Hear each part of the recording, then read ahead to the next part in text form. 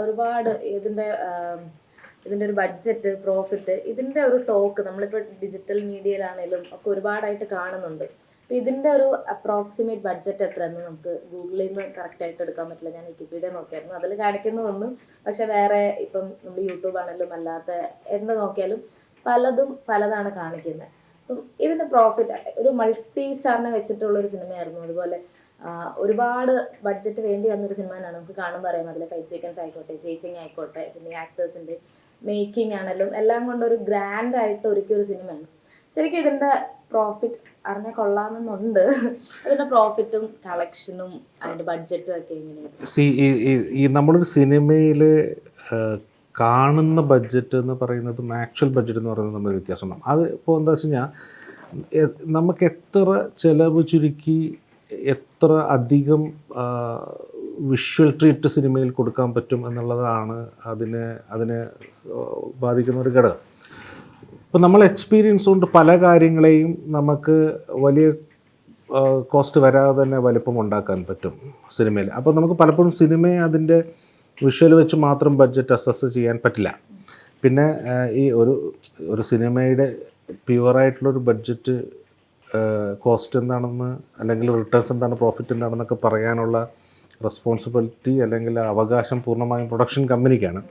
അതുകൊണ്ട് തന്നെ എനിക്ക് പ്രോഫിറ്റിനെ കുറിച്ച് പറയാൻ പറ്റില്ല, ബിക്കോസ് അത് അവരുടെ കോളാണ്, അത് എന്താണെന്ന് പറയാം. പക്ഷേ എനിക്ക് അറിയാവുന്നത്, ഇപ്പോൾ നിങ്ങൾ പറഞ്ഞ പോലെ ഞാൻ തന്നെ പല സ്ഥലങ്ങളിൽ പലരും എൻ്റെ അടുത്ത് ചോദിച്ചിട്ടുണ്ട്. ഒരുപാട് പേര് എന്നെ വളരെ ഡിസ്റ്റർബ്ഡ് ആയിട്ടൊക്കെ വിളിച്ചിട്ടുണ്ട്. നിങ്ങളെന്താണ് കോസ്റ്റ് എന്താണ്, നിങ്ങൾ പല സ്ഥലത്ത് പല രീതിയിൽ കോസ്റ്റ്. അപ്പോൾ ഞാനിങ്ങനെ ആലോചിച്ചത് എന്താണ് പലതരത്തിൽ പല രീതിയിൽ ഓരോരുത്തർ തോന്നുന്ന പോലെയാണ് കോസ്റ്റ്. ആരാണ് കോസ്റ്റ് പറയുന്നത്? ശരി, എൻ്റെ അറിവിൽ മമ്മൂട്ടി കമ്പനി എവിടെയെങ്കിലും ഒഫീഷ്യലായി പടത്തിൻ്റെ ഒരു കോസ്റ്റ് എന്താണെന്ന് പറഞ്ഞതായിട്ട് എൻ്റെ ഓർമ്മയിലില്ല. അപ്പോൾ എനിക്ക് സത്യസന്ധമായിട്ട് പറഞ്ഞു കഴിഞ്ഞാൽ എനിക്ക് ഇതിൻ്റെ പ്രോപ്പർ ഫൈനൽ ഒരു കോസ്റ്റ് എന്താണെന്ന് പറയാൻ പറ്റില്ല. കാരണം മമ്മൂട്ടി കമ്പനിയാണ് പ്രൊഡ്യൂസ് ചെയ്തിരിക്കുന്നത്. അപ്പോൾ എനിക്ക് മമ്മൂക്കയുടെ ശമ്പളം എത്രയാണെന്ന് അറിയില്ല. ഈ സിനിമയിൽ പുള്ളി വാങ്ങിച്ചിരിക്കുന്ന ശമ്പളം എത്രയാണെന്ന് എനിക്കറിയില്ല. അപ്പോൾ പക്ഷേ എനിക്കറിയാവുന്നത്, ഇപ്പോൾ ഞാൻ സത്യം പറഞ്ഞു കഴിഞ്ഞാൽ ഞാനൊരു സിനിമ ചെയ്യുമ്പോൾ വളരെ സിൻസിയറായിട്ട് അതിൻ്റെ ബഡ്ജറ്റ് നോക്കി സിനിമ ചെയ്യുന്ന ആളാണ്. എന്നുവെച്ചാൽ നമ്മൾ ഒരു ടാർഗറ്റ് വെച്ച് അതിനകത്ത് തന്നെ ചെയ്യണം എന്ന് ചിന്തിക്കുകയും അതിനുവേണ്ടി പരമാവധി എഫേർട്ട് ഇടുകയും ചെയ്തതാണ്. അപ്പോൾ ഞാൻ ഡെയിലി അല്ലെങ്കിൽ വീക്കിലിയൊക്കെ അപ്ഡേറ്റ്സ് ചോദിക്കും, എത്രയായി, കോസ്റ്റ് എത്രയായി എന്നൊക്കെയുള്ള ചോദിക്കും. അപ്പോൾ അതുകൊണ്ട് എനിക്ക് പ്രൊഡക്ഷൻ കോസ്റ്റിനെ കുറിച്ച് എന്ന് വെച്ച് കഴിഞ്ഞാൽ നമ്മുടെ cinema apart from hero salary എന്താണ് ബഡ്ജറ്റിനെ കുറിച്ച് ഒരു ഐഡിയ ഉണ്ടാവും. അപ്പോൾ അത് ഇപ്പോൾ നമ്മൾ ശരിക്കും മമ്മൂക്കയുടെ സാലറി ഇല്ലാതെ 20 കോടി രൂപയ്ക്ക് സിനിമ തീർക്കണമെന്നാണ് നമ്മൾ പ്ലാൻ ചെയ്തത്. നേരത്തെ പറഞ്ഞില്ലേ ഞങ്ങൾ പ്രൊഡ്യൂസ് ചെയ്യായിരുന്നെങ്കിൽ എന്നുള്ളത്.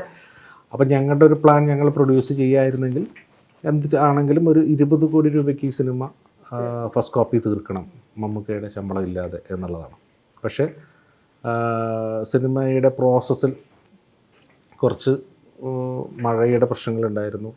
നമ്മൾ വിചാരിക്കാത്ത ചില സ്ഥലങ്ങളിൽ, പ്രത്യേകിച്ചും ആക്ഷൻ സീക്വൻസുകളിലൊക്കെ കുറച്ചധികം ഡേറ്റ്സുകൾ ഷൂട്ട് ചെയ്യേണ്ടത്, ഞാൻ പ്രതീക്ഷിക്കാത്തതിനേക്കാൾ കൂടുതൽ ഷൂട്ട് ചെയ്യേണ്ടത്. അപ്പോൾ ഞാനൊരു 80 ഡേയ്സിൽ സിനിമ ചെയ്യണം എന്നാണ് വിചാരിച്ചത്. അത് അറൗണ്ട് 104 ഡേയ്സ് നമ്മൾ ഷൂട്ട് ചെയ്തിട്ടുണ്ട്. അപ്പോൾ ഒരു 10-14 ദിവസത്തെ ഷൂട്ടിംഗ് എക്സ്പെൻസൊക്കെ മാറിയിട്ടുണ്ട്. അപ്പോൾ എൻ്റെ അറിവിൽ 23.5 കോടി രൂപയാണ് മമ്മൂക്കയുടെ ശമ്പളമില്ലാതെ ഈ സിനിമയുടെ ഒരു പ്രൊഡക്ഷൻ കോസ്റ്റ് എന്ന് പറയുന്നത്. അതിനുശേഷം മമ്മൂക്കയുടെ ശമ്പളം ഉണ്ടാവാം, പിന്നെ മാർക്കറ്റിംഗ് എക്സ്പെൻസുകളൊക്കെ വന്നേക്കാം.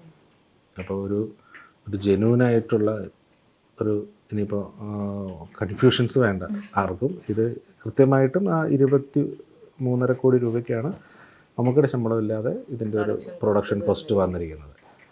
റിട്ടേൺസും പ്രോഫിറ്റും പ്രൊഡ്യൂസർക്ക് മാത്രമേ പറയാൻ പറ്റുള്ളൂ. നമുക്ക് യാതൊരു തരത്തിലുള്ള അവകാശവുമില്ല. മറ്റേത് എൻ്റെ റെസ്പോൺസിബിലിറ്റി ആയതുകൊണ്ടാണ് എനിക്ക് അറിയാൻ കഴിഞ്ഞത്. ബിക്കോസ് ഞാൻ എവറി വീക്ക് അപ്ഡേഷൻസ് ചോദിക്കുകയും ഒരു ഫൈനൽ കോപ്പി ആകുന്ന സമയത്ത് എത്രയാണ് കോസ്റ്റ് ഇപ്പോൾ വന്നിരിക്കുന്നത് എന്നുള്ളതിനെക്കുറിച്ചൊരു ഐഡിയ എടുക്കുകയും ചെയ്യും. പക്ഷേ നമ്മളടുത്ത് ചോദിച്ചിട്ടാണല്ലോ ഈ ഓരോരുത്തരെയും ഫിക്സ് ചെയ്യുന്നതും, അല്ലെങ്കിൽ ഓരോരുത്തർക്ക് ഓരോ കാര്യങ്ങൾ നമ്മളടുത്ത് ചോദിക്കും.